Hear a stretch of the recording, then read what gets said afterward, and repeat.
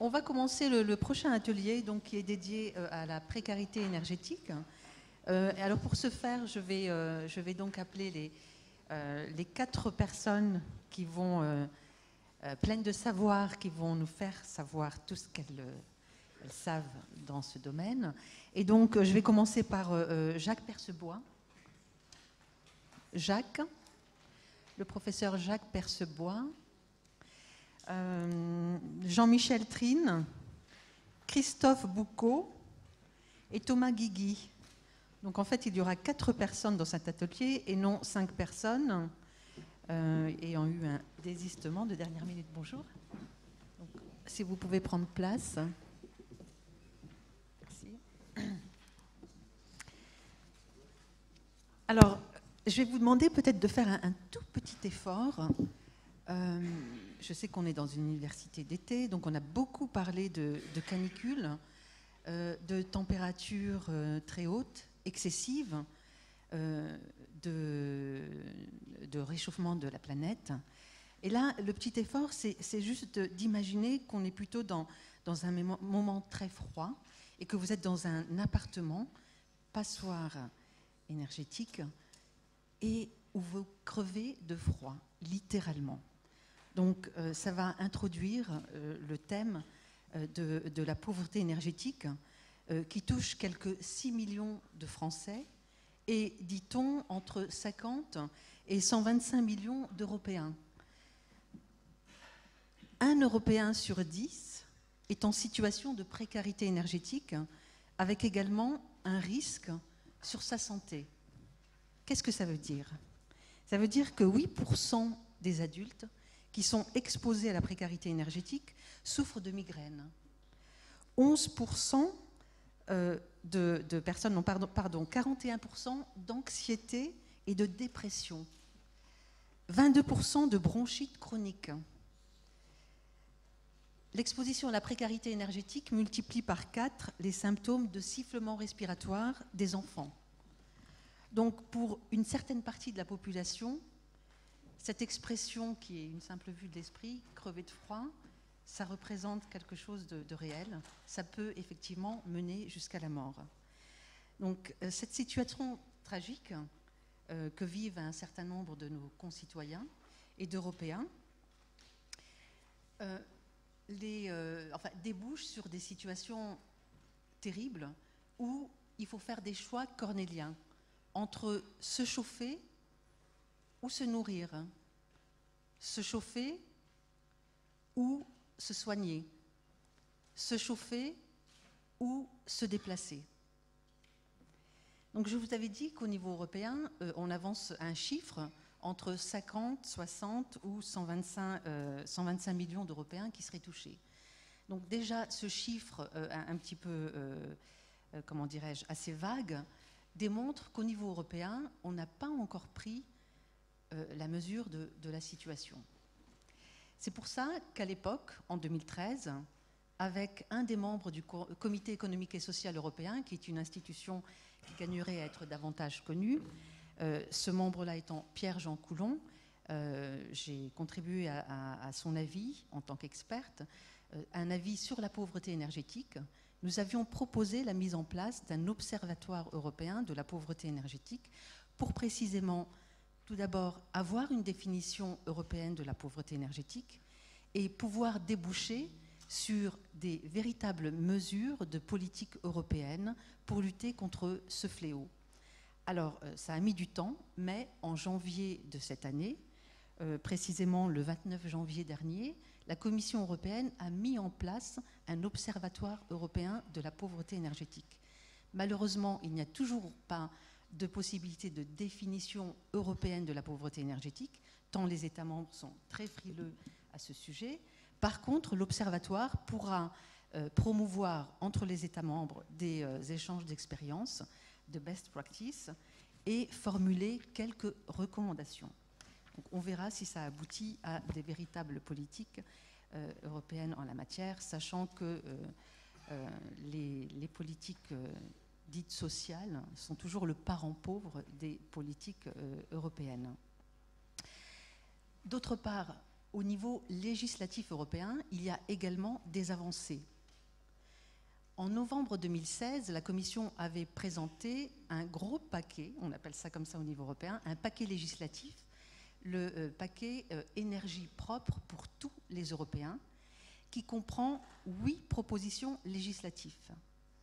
Et parmi ces 8 propositions législatives, certaines ont abouti, parce que les négociations sont très longues, certaines ont abouti, et une d'elles, qui s'appelle précisément le règlement gouvernance de l'Union européenne, fait mention de la pauvreté énergétique, parce qu'il est prévu que tous les États membres doivent présenter des plans nationaux énergie-climat qui doivent inclure des évaluations sur le nombre précis des ménages qui sont confrontés à la pauvreté énergétique dans chacun des pays de l'Union, ainsi que des objectifs indicatifs nationaux et des mesures pour lutter, pour réduire cette pauvreté.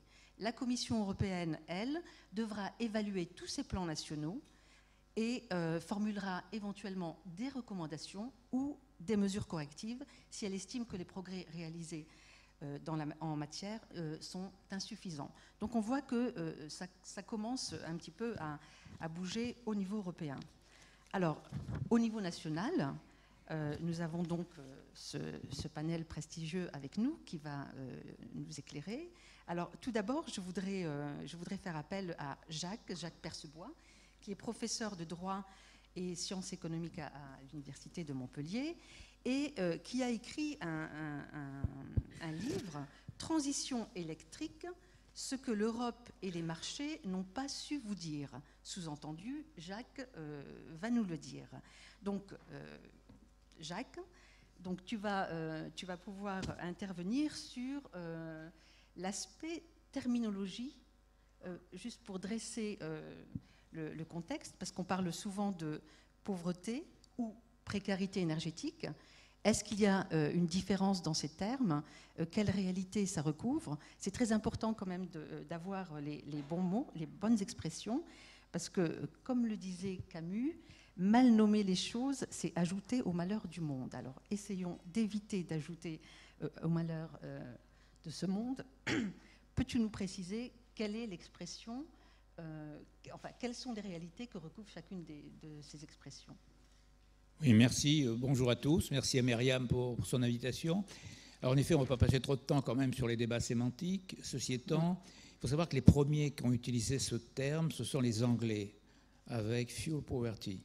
Et donc, ils avaient d'ailleurs fixé un seuil en disant sont en situation de fuel poverty les ménages qui dépassent 10% de leurs revenus pour l'énergie dans le logement. Et donc, ça a été repris dans d'autres pays. La France a utilisé le terme précarité, en sachant que le concept est un peu à contour variable, parce que ça montre bien qu'il y a une gradation entre les pauvres et puis ceux qui ont une situation difficile. C'est la raison pour laquelle je pense que pauvreté, c'est quelque chose de très centré, c'est un sous-ensemble de précarité énergétique. Mais le terme utilisé, c'est précarité énergétique. On a retenu à peu près le même système, 10% du revenu affecté à l'énergie dans le logement, en sachant que ceux qui sont dans cette situation, alors il y a en effet 5,6 d'après l'Observatoire national de la précarité énergétique, il y a 5,6 millions de ménages en France, ce qui fait à peu près 12 millions de personnes. Alors certains contestent les chiffres, comme toujours, en disant mais c'est plus, ça dépend comment on compte. Parce qu'il faut bien voir que dans ce domaine, il y a ceux qui en effet ont du mal à payer la facture, voire ne la payent pas sans dette pour la payer ou ont des impayés. Et puis il y a ceux qui payent la facture, mais au détriment d'autres dépenses, et notamment les dépenses de santé. Et notamment dans la santé, les dépenses de lunettes ou les dépenses dentaires. Donc ça, c'est important de voir qu'il faut une vision d'ensemble de la précarité énergétique. Alors, ensuite, il faut voir que la précarité énergétique, elle résulte de la conjonction de plusieurs facteurs. C'est bien sûr les gens qui ont un revenu très modeste, qui sont au niveau du seuil de pauvreté, 60% du revenu médian. C'est d'autre part des personnes qui vivent dans des logements qui sont mal isolés, donc il y a un problème de logement. Et puis, c'est ceux qui ont en effet une facture qui dépasse un certain pourcentage de leur revenu. Alors, ce dont il faut avoir absolument conscience, et c'est une des limites d'ailleurs du concept de précarité énergétique tel qu'il est utilisé aujourd'hui un peu en Europe, c'est que la précarité énergétique ne se limite pas au logement. Il faut y ajouter en fait la mobilité électrique. C'est-à-dire que très souvent, ceux qui sont en situation de précarité énergétique sont aussi en situation de mobilité énergétique difficile, parce que ce sont des gens qui, par exemple, vivent dans la banlieue parisienne, n'ont pas les transports en commun voulus, utilisent la voiture et donc payent également au niveau du transport. Alors si on y ajoute le transport, on s'aperçoit à ce moment-là qu'on n'est pas à 10%, on est à 15%, voire 20% du revenu. Alors, un autre élément important dans la définition, c'est que précarité énergétique, ça ne veut pas dire précarité électrique. À peu près 21-22% de ceux qui sont en situation de précarité énergétique ont le chauffage électrique. Mais il y a ceux qui ont le chauffage à gaz, il y a ceux qui ont du chauffage au bois, il y a ceux qui ont du chauffage GPL, et il y a encore, et on l'oublie souvent, beaucoup de ceux qui ont du chauffage au fioul, parce qu'ils vivent dans des logements qui sont des pavillons de la banlieue parisienne, des années antérieures à 1975, quand les normes ont changé. Par conséquent, ils ont un logement très mal isolé et chauffé au fioul. Ils ne peuvent pas faire les investissements pour changer d'énergie. Donc c'est un peu, je dirais, ça montre bien la diversité des situations et la complexité des situations. Donc, précarité énergétique, ce n'est pas précarité électrique. Ça, c'est relativement important de le signaler. Alors, il y a évidemment, quand on regarde l'évolution ces dernières années, on s'aperçoit que ces personnes subissent les hausses à la fois du prix de l'électricité, les hausses du prix des carburants, et donc sont particulièrement touchés par les mesures je dirais, environnementale. Alors, la tentation, c'est de dire, ah oui, mais la fiscalité environnementale, ça pénalise en particulier les gens modestes et les gens pauvres. C'est vrai, mais le problème, il n'est pas là. Il n'est pas de renoncer aux mesures de fiscalité environnementale. Alors, on peut citer la TICPE, la TICFE, la CSPE, on peut citer la taxe carbone, notamment. L'idée, c'est d'aider ceux qui doivent payer plus cher, eh bien, d'être compensés par différentes mesures. Donc, parce que la tentation, c'est de dire il ne faut pas augmenter le prix de l'électricité parce que ça pénalise les pauvres. Oui, mais si vous ne l'augmentez pas, il faut bien que quelqu'un paye la différence. Donc, ceux qui en profitent le plus, c'est les riches, bien évidemment. Donc, il faut à ce moment-là faire payer le juste prix. Bon, il y a les taxes environnementales qui, je dirais, sont justifiées, mais il faut trouver une compensation. Je prends un exemple très simple. La taxe carbone en France, la taxe contribution énergie-climat, elle doit rapporter un peu plus de 4 milliards d'euros. Les mesures qui ont été mises en place depuis le 1er janvier 2018, c'est le chèque énergie qui remplace les tarifs sociaux, le TPN, tarif première nécessité pour l'électricité, et puis le tarif spécial gaz pour le gaz. Bon, il y avait à peu près 3 millions, un peu plus de 3 millions de personnes de mémoire qui étaient au TPN et 1,5 million ou 1,2 million qui étaient au tarif social du gaz. On a remplacé par un chèque énergie qui doit concerner aujourd'hui 4 millions de personnes. Ce n'est pas nécessairement les mêmes. Il y a un peu plus de personnes qui touchent au chèque énergie que les tarifs sociaux, parce que les tarifs sociaux, il y en a qui avaient à la fois le tarif gaz et le tarif élec. Bon, si on regarde ce que ça coûte, ce chèque énergie, c'est à peu près 500 millions d'euros par an. Ben, il y a 4 milliards, un peu plus de 4 milliards d'euros de taxe carbone. On peut concevoir qu'une partie de la taxe carbone soit affectée à compenser des mesures en faveur à payer des mesures en faveur des gens en situation de précarité énergétique. Donc je pense qu'il ne faut pas partir du principe que les mesures environnementales, si elles pénalisent les personnes précaires, doivent ne pas être mises en place. Je crois que c'est deux choses différentes. Il faut trouver des compensations. Et malheureusement, c'est là que le bas blesse, parce qu'il faut aider à la rénovation thermique. Et là, c'est évidemment une grande difficulté, parce qu'il faut faire des investissements au départ.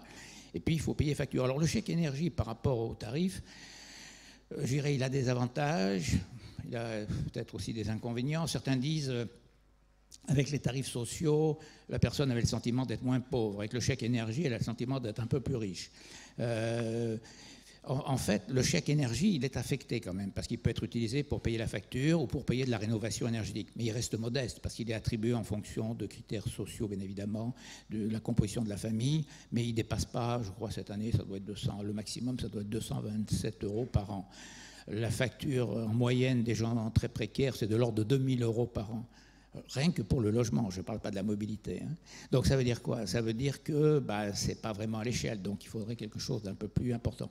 Alors l'avantage quand même du chèque énergie, c'est qu'à la différence des tarifs sociaux, il est attribué aussi à ceux qui sont chauffés au fioul. Alors on va dire, ah oui, mais du coup, vous financez le fioul. Oui, mais enfin, il faut savoir quel est l'objectif. L'objectif, c'est bien de faire face à la précarité.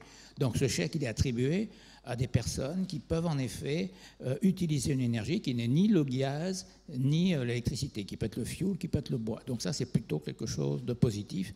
L'autre avantage, c'est que du coup, la personne sait exactement ce que coûte la facture, c'est-à-dire que c'est le tarif normal. Simplement, maintenant, elle a la liberté d'utiliser, je dirais, ce chèque pour optimiser un peu son comportement. Merci. Quelle articulation verrais-tu entre l'Observatoire de la précarité en France et le nouvel Observatoire européen de la pauvreté énergétique ? Déjà qu'ils se mettent d'accord sur des définitions, ce n'est pas inutile. D'autre part, ce serait intéressant qu'au niveau européen, on fasse un réel bilan, je dirais, de la situation. Parce que la situation est très complexe. Hein. Moi, je vois, on avait fait une étude dans mon labo, avec Enedis d'ailleurs, pour regarder la situation en Occitanie. C'est très très variable, parce qu'en Occitanie, vous avez des résidences secondaires au bord de la mer, vous avez l'effet climat qui joue plutôt de façon positive, hein, donc a priori, les gens il y a un petit peu moins de précaires au bord de la mer, mais vous avez des zones de montagne, vous avez des régions rurales. Alors on oublie souvent le secteur rural, qui est souvent en situation de précarité énergétique. Donc je crois que c'est important de faire un état des lieux. C'est important aussi de voir à l'échelle européenne les mesures qui ont été prises pour pouvoir tirer des conclusions et savoir quelles sont les mesures les plus pertinentes au vu des expériences qui ont été menées. Parce que souvent, c'est un peu le sujet qu'on traite en dernier ressort qu'une fois qu'on a traité tous les autres. Par rapport au rôle des collectivités locales, hein, comme tu le sais, le 20 juillet dernier, l'État, l'ADEME et la Banque des Territoires ont lancé un vaste programme d'action globale, hein, pour la rénovation énergétique des bâtiments publics. Qu'est-ce que tu en penses ? Je crois que le gros problème de la rénovation thermique des bâtiments, c'est qu'en effet, il faut que les propriétaires, je dirais, rénovent les bâtiments. Alors, il faut d'abord préciser une chose importante aussi, c'est que les gens en situation de précarité énergétique sont souvent locataires, mais pas seulement. On a pas mal de propriétaires en situation de précarité énergétique, c'est-à-dire des retraités, encore une fois, qui vivent dans les pavillons dans la banlieue parisienne. Ils ne vont pas se lancer dans des investissements importants de rénovation thermique. Hein. Et un problème aussi d'anticipation, je dirais, de calcul économique. On peut calculer une valeur actualisée nette sur les 20 ans qui viennent. Hein. Donc, c'est un élément important. Alors, les bailleurs sociaux, parmi les bailleurs sociaux, les collectivités locales sont concernées. Alors, les bâtiments publics, bien sûr, ça c'est important pour les bâtiments en général. Et pour les logements sociaux, c'est important qu'il y ait des incitations qui soient menées. Alors, il y avait un projet. Alors on attend ce que le gouvernement va donner comme plan pauvreté, puisqu'il y a un plan pauvreté qui doit être annoncé. Je pense qu'il y aura quelque chose d'important dans la précarité énergétique, enfin on peut l'espérer. Mais il faut bien voir qu'au niveau de la rénovation, c'est le coût d'entrée qui est important. Donc des mécanismes de tiers-financement sont souvent utiles. Je crois le tiers-financement, c'est-à-dire quelqu'un fait l'investissement et récupère l'investissement au fur et à mesure en faisant payer le locataire, par exemple. Voilà, ça c'est un bon système. L'autre élément qui avait été envisagé, c'est le bonus-malus pour les propriétaires, en disant on va en quelque sorte introduire un bonus-malus, sachant que le bonus-malus, c'est un moyen en quelque sorte d'inciter davantage les propriétaires à rénover leur logement avant de les louer. Le système bonus-malus, c'est un bon système, hein, il a fait ses preuves. Il ne faut pas se tromper dans les prévisions parce qu'il ne faut pas que le coût du bonus soit supérieur aux rentrées du malus, parce qu'autrement, on a du mal à avoir un système durable.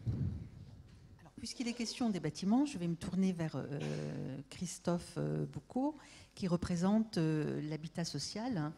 Et en préambule, je voudrais rappeler quand même qu'au niveau de la législation européenne, tout à l'heure j'ai évoqué le fameux paquet énergie propre pour tous les citoyens, pour tous les Européens. Il y a également quelques avancées parce qu'il y a une nouvelle directive performance énergétique des bâtiments qui a été adoptée donc, le 30 mai dernier et qui prévoit à l'horizon 2050 d'avoir également des avancées dans le domaine et l'établissement dans chacun des États membres d'une stratégie de rénovation de long terme pour disposer d'un parc immobilier à haute efficacité énergétique et décarboné, avec des mesures fortes pour encourager les rénovations lourdes et pour cibler notamment les passoires énergétiques. Donc, Christophe Boucaud, vous représentez donc l'habitat social. Est-ce que vous pouvez nous expliquer quelles sont les interventions en matière de logement et quelle est l'étendue de votre parc immobilier, du nombre de personnes dans les HLM, etc., etc. Merci. Merci. Bonjour à toutes et à tous.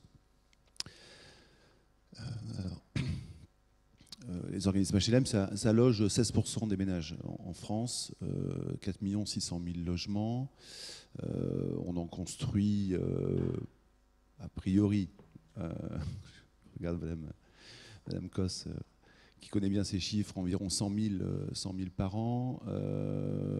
On développe du logement locatif social, bien évidemment, dans toutes les catégories de logements sociaux.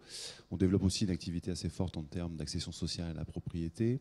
Et puis, on développe aussi une activité de vente du patrimoine HLM, cette vente étant soumise, elle, à des caractéristiques minimales de performance énergétique, justement pour ne pas risquer de mettre les futurs ménages accédants dans la difficulté future, puisque les charges d'un propriétaire sont supérieures à celles d'un locataire. On rénove environ 125 000 logements par an, 125 000 logements sociaux, en tout cas ce sont les chiffres de 2017, mais c'est quelque chose qui n'est pas nouveau, c'est-à-dire que, c'est ce qu'on s'était dit au téléphone en préparant cette table ronde, les organismes HLM ont cette qualité d'être des gestionnaires de long terme d'un patrimoine immobilier, ce qui n'est pas forcément le cas des personnes physiques, pour lesquelles je dirais le scope de propriété, si on regarde les taux de rotation immobilière aujourd'hui, c'est de l'ordre de 7 ans. Donc d'investir, je rejoins ce que disait l'intervenant précédent, c'est-à-dire que d'investir sur la performance énergétique dans son logement, un ménage lambda, indépendamment qu'il soit ou pas en précarité, mais en tout cas un ménage lambda qui va se dire je vais investir, s'il n'investit que pour la question énergétique, finalement il va attendre un retour sur investissement de l'ordre du taux de rotation moyen. Et donc c'est pour ça qu'aujourd'hui on voit que la pénétration de cet élan de rénovation énergétique dans le parc de logement, elle se heurte finalement à une capacité, à une volonté des ménages d'y aller. En ça, je rejoins ce qu'a dit monsieur, c'est-à-dire que si le prix de l'énergie était beaucoup plus haut, finalement, le taux de retour sur investissement serait beaucoup plus rapide. Mais ça participe d'une autre politique. Si je reviens pour les organismes HLM, donc 125 000 logements annuels, on est bien évidemment depuis le Grenelle de l'environnement dans une phase plutôt ascendante de cette stratégie, mais elle date notamment du premier choc pétrolier pour lesquels on a eu à cette époque affaire à des ménages qui brutalement ont vu leur charge d'énergie grimper de manière importante. Et donc, ça a conduit les organismes HLM à se saisir de la question de la performance énergétique de leur patrimoine et donc, in fine, la question des charges locatives supportées par les ménages logés dans ces logements. Aujourd'hui, je reprends quelques chiffres, mais je ne vais pas vous inonder de chiffres, mais globalement, aujourd'hui, pour un logement moyen de 70 mètres carrés, si on prend les résidences de logements sociaux chauffées collectivement avec de l'eau chaude sanitaire collective, c'est environ 150 € de charges mensuelles, toutes charges confondues, j'entends, les charges d'énergie et d'eau chaude sanitaire en représentant environ un tiers. Cette quote-part des charges d'énergie dans ces charges locatives, vue du monde HLM, c'est en décroissance continue depuis 1982. Ce qui monte aujourd'hui sont les charges d'eau, sont les charges des taxes récupérables et autres. Mais en tout cas, l'effort qu'ont fait les organismes HLM depuis ce premier choc pétrolier d'interventions successives et régulières sur leur patrimoine, en embarquant, je crois que c'est un terme qui est important à retenir, en embarquant autant que de possible la question de la performance énergétique dans les interventions sur les ouvrages du bâti, sur le renouvellement des équipements, sur un certain nombre de sujets, font qu'aujourd'hui, les charges énergétiques vues des ménages HLM décroissent. La question de fond, elle est pour répondre finalement à ce que vous avez dit en préambule, à savoir les objectifs qu'on se fixe, la directive européenne, la loi de transition énergétique, ont à chaque reprise réaffirmé finalement une ambition d'avoir un parc très vertueux sur le plan énergétique à l'horizon 2050, à l'horizon 2020, enfin il y a plusieurs échéances. La question, c'est la manière dont on y va, c'est-à-dire et de ce qu'on est en capacité d'investir. Je vais donner un ordre de grandeur. Lorsque un organisme HLM souscrit à l'éco-prêt logement social, qui est un dispositif mis à disposition des organismes HLM pour rénover leur patrimoine, et notamment les logements les plus énergivores, le montant moyen d'investissement, il est d'environ 38 000 € pour un logement collectif et de 42 000 € pour un logement individuel. Donc vous vous rendez compte de l'investissement que ça requiert si on le transpose pour un particulier ou pour un ménage privé. Donc ça veut bien... Et en ça, ce que je veux dire, c'est qu'il y a l'équation entre ce que je peux investir, ce que j'attends comme rendement, et la qualité du propriétaire, elle est essentielle. Un organisme HLM qui a une vision de propriétaire immobilier de long terme sur 50, 60, 70 ans ne va pas du tout voir de la même manière l'investissement qu'il va réaliser au profit d'un patrimoine qu'il va maintenir dans un état d'attractivité tout à fait positif, pour lequel il va aussi rendre et apporter une contribution à son service d'intérêt général, c'est-à-dire qu'il va loger des ménages parmi les plus modestes tout en réduisant les charges locatives, en toute théorie, qu'ils supportent. Donc voilà. Ensuite, il faut aussi admettre qu'on ne peut pas forcément aller dans des niveaux de performance très élevés et qu'on a besoin aussi de soutenir et d'avoir des outils. Ça va être, je crois, évoqué juste après avec les certificats d'économie d'énergie, des outils qui permettent aux ménages de pouvoir finalement engager un certain nombre de travaux. Les organismes HLM se saisissent beaucoup des dispositifs de certificats d'économie d'énergie parce que ça permet de venir financer des opérations qui ne trouvent pas d'autres solutions de financement par ailleurs, qui ne sont pas en tout cas dans des critères d'exigence performantielle de nature à pouvoir souscrire l'éco-prêt logement social. Et ça suppose, je finirai par là parce qu'on n'a pas beaucoup de temps, mais ça suppose aussi d'avoir une grande stabilité des dispositifs. C'est-à-dire qu'on ne peut pas aujourd'hui avoir en année N un dispositif qui est profilé sur tel ou tel, un dispositif fiscal type CITE ou autre, sur telle ou telle base, et puis l'année prochaine ça change, un éco-prêt qui existe, qui ensuite n'existe plus, qui change en permanence. On a besoin d'avoir une grande visibilité sur les dispositifs, une grande continuité d'action, parce que les temps de prise de décision sont aussi des temps longs. Je finirai par là. On est aujourd'hui, nous, gestionnaires de 10% de notre patrimoine est en copropriété. Et donc, nous développons également un métier qui est celui du syndic de copropriété, syndic solidaire, syndic HLM, enfin, en tout cas, de syndic de copropriété. Le temps moyen d'une prise de décision et de réalisation des travaux dans une copropriété sous l'angle énergétique, des études très récentes qui ont montré que ça pouvait aller entre 5, 7 ans ou 10 ans. Donc vous vous rendez bien compte qu'entre le moment où on va faire le diagnostic préalable, le moment où on va faire le vote en assemblée générale, le moment où on va engager les travaux et au moment où on va les réceptionner, on a besoin d'avoir une stabilité de dispositif pour que les assemblées générales de copropriétaires, et je pense que c'est là le principal enjeu de la rénovation énergétique du bâtiment, puissent avoir une garantie finalement d'avoir sur le long terme les dispositifs incitatifs fiscaux qui ont été ceux qui leur ont permis de prendre la décision. Vous avez un dispositif spécifique pour les gens en situation de précarité énergétique, ou c'est plutôt tous ces dispositifs que vous avez évoqués qui s'appliquent de façon... Non, on n'a pas de dispositif spécifique logement social pour les ménages en situation de précarité énergétique.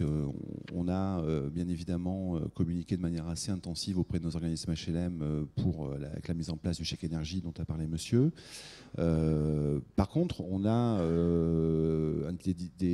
des dispositifs ou des organisations d'organismes HLM qui permettent de détecter assez rapidement, en tout cas le plus rapidement possible, et des ménages en situation de fragilité, en situation de précarité énergétique. Ce qui ressort également dans les travaux de l'ONPE, où on faisait référence, c'est notamment l'accompagnement pour les nouveaux entrants de logement. Pour qui, finalement, il y a un risque fort de rentrer en impayé, et notamment en impayé énergétique, dès lors qu'on aurait des régularisations de charges brutales qui leur sont facturées par les fournisseurs d'énergie. Ça, c'est une vraie difficulté. Donc nous, ce qu'on développe sont des processus d'accompagnement notamment aux nouveaux dispositifs, sur les nouveaux logements très performants. Il y a des dispositifs techniques qui sont, pour certaines opérations, assez complexes à manipuler. Il faut guider les ménages, il faut pouvoir leur apporter, avoir une vision des charges théoriques qu'ils vont avoir à supporter mensuellement, essayer de les faire provisionner ces enveloppes pour qu'ils ne risquent pas d'avoir une facture à un mois donné de régularisation des opérateurs d'énergie qu'ils ne puissent pas honorer. Et ça pose in fine la question de la garantie de performance des logements. Par là, c'est qu'on peut avoir aujourd'hui des opérations neuves qui, sur le papier, sont d'un niveau énergétique exemplaire et qui, en réalité, ne répondent pas, en tout cas ne sont pas à la hauteur de la promesse initiale qui a été tenue. Donc ça, c'est un vrai sujet de filière, d'acteurs du bâtiment, des professionnels de la construction.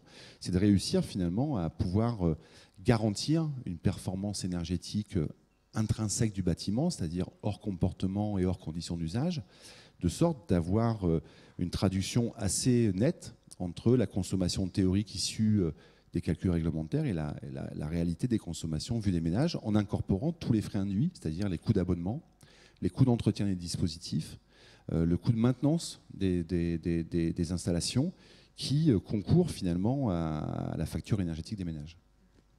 Vous avez mentionné les économies d'énergie, et je vais me tourner vers Jean-Michel Trine, qui représente justement l'entreprise Économie d'énergie.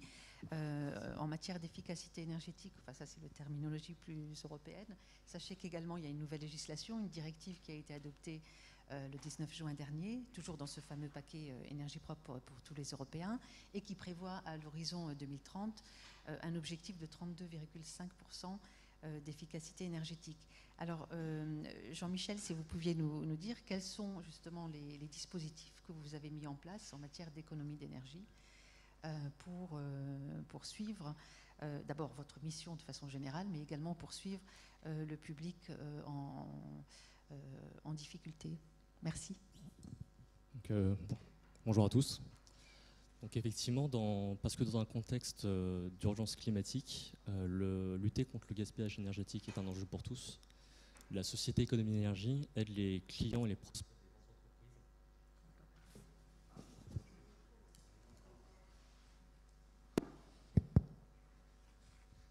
Je vais la refaire. Ah, c'est bon, ça marche. Donc, parce que dans un contexte d'urgence climatique, lutter contre le gaspillage énergétique est un enjeu pour tous. La société Économie d'énergie aide les clients et les prospects des grandes entreprises à optimiser leur consommation énergétique en concevant notamment tous les services d'accompagnement nécessaires. Dans le domaine de l'habitat, parce que c'est le sujet qui nous concerne aujourd'hui, c'est aider ces consommateurs d'énergie à identifier les postes énergivores, et notamment dans l'habitat, les postes où les déperditions thermiques sont les plus élevés.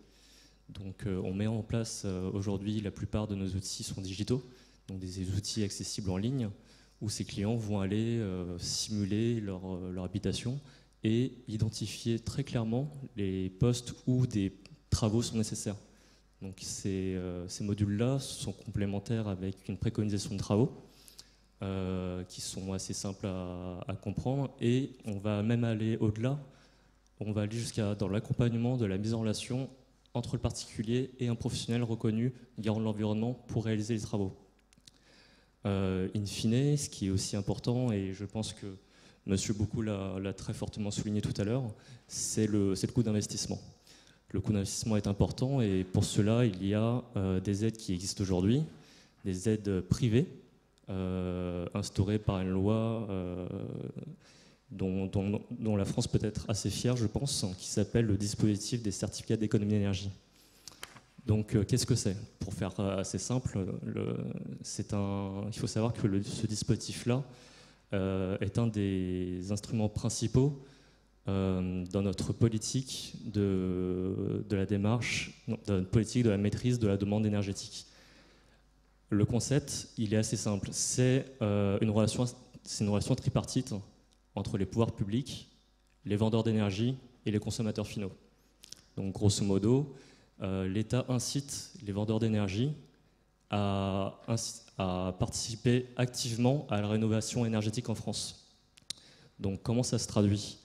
Ça se traduit par des vendeurs d'énergie qui ne savent pas forcément, lors de l'instauration de cette loi, ne savent pas forcément comment la mettre en place. Et c'est là qu'Économie Énergie est allé à leur rencontre en leur disant, bon bah voilà, vous avez une contrainte et nous avons des idées pour les transformer en opportunités.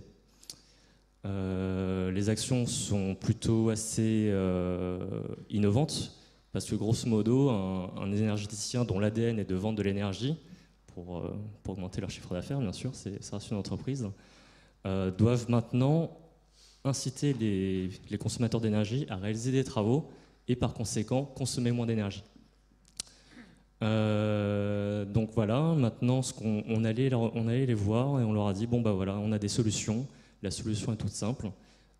Incitez-les financièrement à réaliser des travaux d'économie d'énergie et obtenez en retour les certificats qui vous sont imposés par les pouvoirs publics. Par conséquent, vous allez avoir cette étiquette de pollueur finalement qui sera transformée en participateur actif dans la transition énergétique par la rénovation énergétique. Aujourd'hui, le dispositif existe depuis 2006, donc ça fait 12 ans aujourd'hui. Grosso modo, la réglementation, elle évolue assez régulièrement. Et on est là aujourd'hui, Économie Énergie, pour essayer de rendre complexe, d'essayer de rendre simple, ce qui est plutôt complexe. Voilà. Donc, tout à l'heure, M. Beaucoup parlait de stabilité au niveau de la réglementation. Étant un acteur très actif dans le dispositif des certificats d'économie d'énergie, on est plutôt favorable à cela parce qu'effectivement, toutes les évolutions réglementaires qui sont appliquées impactent la compréhension du dispositif par les consommateurs d'énergie. Donc c'est là où nos solutions sont plutôt innovantes. Et grosso modo, ce qui est mis en place aujourd'hui par nos outils, c'est d'essayer de simplifier tout le parcours client, pour faciliter l'accès aux primes énergie à ces consommateurs d'énergie. Pour faire simple, le consommateur d'énergie va venir se rendre sur le site, s'inscrire, déclarer son projet de travaux. Une fois que le projet de travaux est réalisé, il nous envoie des pièces obligatoires constitutives de son dossier. Après contrôle, nous allons donner le feu vert à l'énergéticien, au vendeur d'énergie, d'octroyer la prime au consommateur final. Par conséquent, celui-ci se voit obtenir une aide financière qui lui permet d'avoir un nouvel équipement, moins énergivore, mais également, par exemple, installer de l'isolation dans les combles, dans les murs, sur le plancher, pour avoir moins de déperdition thermique et obtenir un nouveau confort et, in fine, avoir un impact directement sur la facture d'énergie. Vous donnez un coup de pouce aux économies d'énergie pour les familles vulnérables, semble-t-il. C'est un dispositif qui s'appelle d'ailleurs Coup de pouce. Et vous êtes impliqué aussi dans un accompagnement qui s'appelle Cléo. Est-ce que vous pouvez nous en dire quelques mots très rapidement? Alors oui, très rapidement, Cléo, pour être un peu plus précis, le coup de pouce et Cléo sont deux dispositifs un peu différents. Le coup de pouce, c'est un sous-dispositif du dispositif des certificats d'économie d'énergie. C'est une offre en fait qui encourage la rénovation énergétique pour les ménages en situation de précarité énergétique. Donc ça rejoint un petit peu le sujet de cette table ronde. Il faut savoir que ce dispositif des certificats d'économie d'énergie existe depuis 2006. Un autre dispositif est venu encourager la rénovation pour les ménages en situation de précarité énergétique seulement depuis 2016. Donc on a attendu tout ce temps-là en fait, pour aider les ménages en situation de précarité énergétique.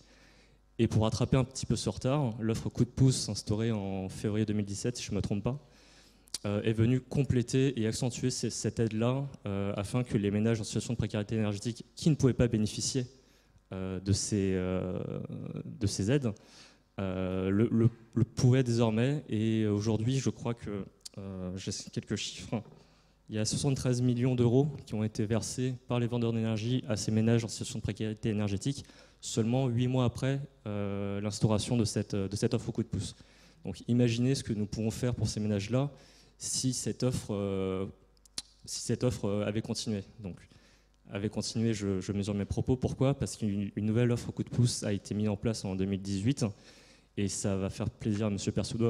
Percebois, je pense, parce qu'il a tout à l'heure pointé du doigt tous les ménages qui consommaient du fuel pour se chauffer. Donc ce fameux dispositif coup de pouce, vient justement inciter ces ménages-là à changer leur mode de chauffage au fioul par des énergies renouvelables comme la pompe à chaleur ou autre équipement. Voilà. Merci beaucoup. En parlant de chaudières, enfin d'outils utilisés justement par les familles, il semblerait que dans cette galaxie, il y ait une chaudière révolutionnaire, Boost Heat. Thomas Guigui va nous en dire un peu plus. Et si vous pouvez ajouter également la pertinence de cette chaudière pour les ménages les plus vulnérables. Merci. Oui, j'ai vu qu'on avait pris un peu de retard, donc je vais faire vite. Bonjour à tous. Donc oui, je travaille au sein de la société Boost Heat qui ambitionne d'agir significativement et immédiatement sur la lutte contre le changement climatique en concevant, fabriquant et installant les systèmes de chauffage à très haute performance énergétique. Ça se traduit comment en fait à travers cette rupture technologique qu'on développe depuis presque 11 ans maintenant. C'est de diviser par 2 les consommations d'énergie liées au chauffage si l'on vient en remplacement d'une chaudière gaz condensation et même par 3, on peut diviser par 3 la facture énergétique et les consommations d'énergie si l'on se compare à une chaudière qui a plus de 15 ans. Donc aujourd'hui, la société Boost Heat a terminé, on va dire, sa phase de recherche et développement. On a démarré la commercialisation et l'industrialisation de nos produits pour le marché de la rénovation, dans un premier temps à destination des logements résidentiels individuels. Et dans un second temps, dès l'année prochaine, on proposera aussi des solutions pour le bâtiment collectif. Voilà. Envisager un marché de chaudières de seconde main. Alors oui, puisqu'en fait donc on est parti d'une rupture technologique qu'on a industrialisée. Donc je pourrais pendant la pause répondre aux questions aussi s'il y a des questions sur cette technologie et vous l'expliquer. Et donc face à cette rupture technologique, on a aussi innové dans notre modèle économique. Où tout d'abord on est aussi le seul fabricant de systèmes de chauffage à installer nos machines, donc pour garantir aussi aux clients un service sur la durée de son installation et une bonne qualité d'installation et une bonne qualité d'usage également pendant la vie de la chaudière. Elle a été cette nouvelle génération de systèmes de chauffage a été conçue pour être durable, réparable pendant 20 ans. On estime à une durée de vie pratiquement infinie le compresseur thermique, qui est l'organe technologique qui compose l'innovation de cette solution. Et donc, dans notre modèle commercial, on va bien sûr vendre cette chaudière, mais on va aussi la louer. Donc, on propose d'ores et déjà la location cette chaudière, dont on sait qu'elle a une durée de vie supérieure aux autres équipements, et dont on imagine pouvoir proposer aux clients locataires de renouveler son contrat au bout de 7 ans, par exemple, pour changer de génération de chaudière Boost Heat et en avoir encore une plus performante, puisqu'on va gagner des points de performance dans les années à venir. et nous de récupérer ces anciennes chaudières, puisque nous sommes propriétaires de la chaudière que nous mettons en location, et donc nous allons pouvoir les reconditionner et les remettre sur le marché à moindre coût. Et donc voilà, de ce principe-là, on estime pouvoir créer un marché de la seconde main. Donc c'est encore assez exploratoire. On a lancé cette offre. Aujourd'hui, elle est disponible sur le site Boostit. On me dit que j'ai moins d'une minute. Voilà. Donc ce marché de la seconde main est assez novateur, il reste encore à construire, à étudier. On est confronté à quelques freins autour de la fiscalité, par exemple, de ces solutions, puisque finalement on rentre dans un système d'économie circulaire, d'économie de la fonctionnalité, qui est assez intéressante, puisqu'on va parler aussi d'usage, et finalement sur le chauffage, qui est principalement un usage pour les consommateurs, de s'adresser aux populations en disant vous ne payez finalement que ce que vous consommez. Donc on peut aller aussi un petit peu plus loin dans l'offre en proposant pourquoi pas un contrat de fourniture d'énergie associé à ce contrat de location. Et j'ai perdu le fil de ce que je voulais dire, mais de pouvoir derrière d'avoir une mensualité finalement tout comprise, et de pouvoir garantir finalement une mensualité fixe à tous les ménages pour se chauffer. Bon. Écoutez, Voilà. la grande prêtresse du temps vient de nous indiquer qu'on a largement dépassé notre temps de parole, donc je voulais vous remercier. Il y avait d'autres questions, mais on pourra évoquer ça tout à l'heure. Et je passe rapidement la parole donc, à l'atelier suivant. Merci beaucoup en tout cas.